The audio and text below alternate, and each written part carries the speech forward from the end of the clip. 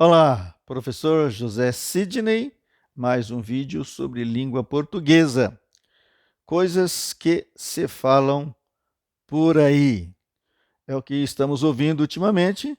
Em época de eleição, nós ouvimos a seguinte frase: quero que você dê um palpite para o resultado das eleições de novembro. O substantivo palpite pede a preposição sobre e não a preposição para. Nossa língua culta. Quero que você dê um palpite sobre o resultado ou os resultados das eleições de novembro. Preste atenção na seguinte frase: o rapaz estufou o peito e foi falar com o pai da namorada.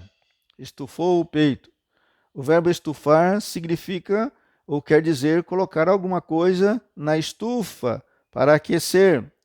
Agora, no sentido de ter coragem, nós temos uma palavra ou um verbo próprio para isso, que seria o rapaz estofou, encher-se, né? Estofou, encheu-se de coragem, estofou o peito e foi falar com o pai da noiva. Usando este verbo, então ele vai necessariamente, é claro, obter a permissão ou a concessão da mão da moça. Estofou o peito. Alguns dicionários usam ou dizem que esses dois verbos aí são sinônimos. Então, vamos, no português castiço aí, língua culta, vamos colocar cada coisa no seu lugar. Estofou o peito, encheu-se de coragem.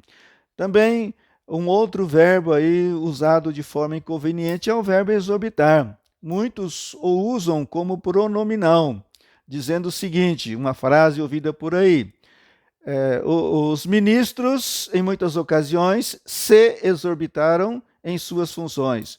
O verbo não é pronominal. Exorbitar não tem o pronome se, não é pronominal. Então a frase correta seria assim: os ministros exorbitaram de suas funções, excederam o limite, passaram a linha, ultrapassaram aí o que estava determinado. Então, os ministros exorbitaram de suas funções. Vamos tomar cuidado com esse verbo, o verbo exorbitar. Também devemos tomar cuidado no uso da palavra prisma, substantivo prisma, o que ouvimos por aí. A seguinte frase: sob esse prisma, o ministro tem razão. Sob esse prisma, o ministro tem razão. O substantivo prisma pede a preposição por ou através. Né? Através desse prisma, né, o ministro tem razão. Por esse prisma, o ministro tem razão. A luz se decompõe atravessando o prisma, né? Pelo prisma, através do prisma. Bom, uma frase ouvida recentemente por aí, e nós devemos tomar cuidado no uso do verbo prever. Alguém falou assim: Deus prevê o futuro. Olha, cuidado, o verbo prever é conjugado como se fosse o verbo ver, ou pelo verbo ver. Então seria: Deus previu o futuro.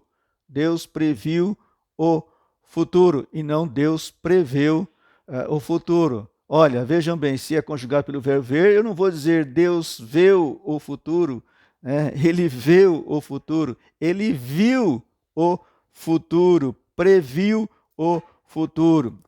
Também uma outra frase com o verbo segurar de forma inconveniente, ouvida por aí, foi a seguinte frase, alguém disse assim: se eu não segurasse o galho, eu cairia. Bom, na língua culta seria assim: se eu não me segurasse ao galho, eu cairia. Não é se eu não segurasse o galho. Aí, então, é o galho que poderia ou estava na iminência de cair, não a pessoa. Quando era a pessoa, referindo-se à pessoa, então ela deveria dizer assim: se eu não me segurasse ao galho. Vamos primar pela nossa abençoada língua culta aí. Vamos tomar cuidado com certos verbos. Segurar-se para não cair. Muito bem. Vamos com uma curiosidade aqui. Você já ouviu ou até usou a expressão de mão beijada? De mão beijada, alguma coisa conseguida aí de mão beijada. Essa expressão é uma expressão feudal. Então, o vassalo, em homenagem ao suzerano, né, aquele que repartia as terras, tinha como costume beijar a mão do suzerano, em homenagem a ele.